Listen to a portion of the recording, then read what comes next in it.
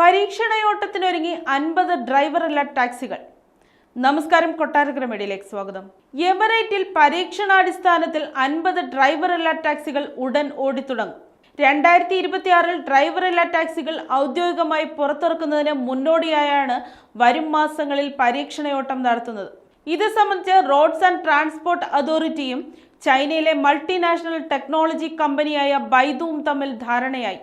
ബൈദുവിന്റെ ride hailing സേവനമായ Apollo ഗോയുമായാണ് ധാരണാപത്രം ഒപ്പുവെച്ചത്.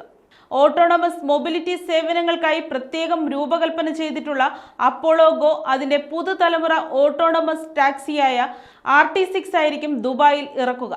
ഏറ്റവും മികച്ച സുരക്ഷ ഉറപ്പിക്കുന്ന RT6-ൽ 40 സെൻസറുകളും ഡിറ്റക്ടറുകളും സജ്ജീകരിക്കും. ഇതിനകം പലയിടങ്ങളിലും ഉപയോഗിച്ച് വിജയിച്ച മോഡലാണ് RT6.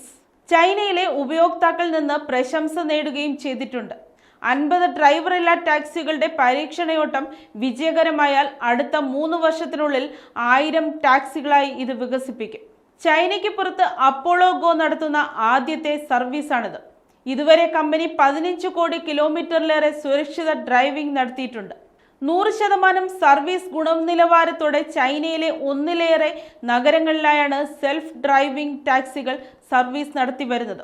1 കോടി ഓട്ടോണമസ് യാത്രകൾ പൂർത്തിയാക്കിയ ലോകത്തിലെ ഏറ്റവും വലിയ ഓട്ടോണമസ് വാഹന നിരയുള്ള കമ്പനി കൂടിയാണ് Baidu. RTA chairman Mattar al Tayer, Baidu intelligent driving ഗ്രൂപ്പിലെ overseas business general manager Harton Niu എന്നിവരുടെ സാന്നിധ്യത്തിലാണ് ധാരണാപത്രം ഒപ്പുവെച്ചത്.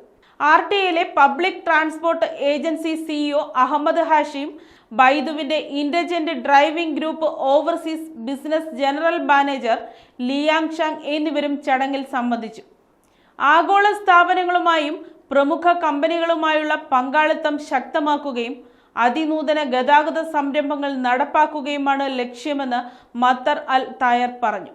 2030 ആകുമ്പോഴേക്കും ദുബായിലെ യാത്രകളുടെ 25% സെൽഫ് ഡ്രൈവിംഗ് രീതിയിലേക്ക് മാറാനാണ് ശ്രമം. സ്മാർട്ട് സെൽഫ് ഡ്രൈവിംഗ് ട്രാൻസ്പോർട്ട് സ്ട്രാറ്റജിയിലേക്കുള്ള നിർണായക ചുവടുവയ്പ്പാണിതെന്നും അദ്ദേഹം പറഞ്ഞു.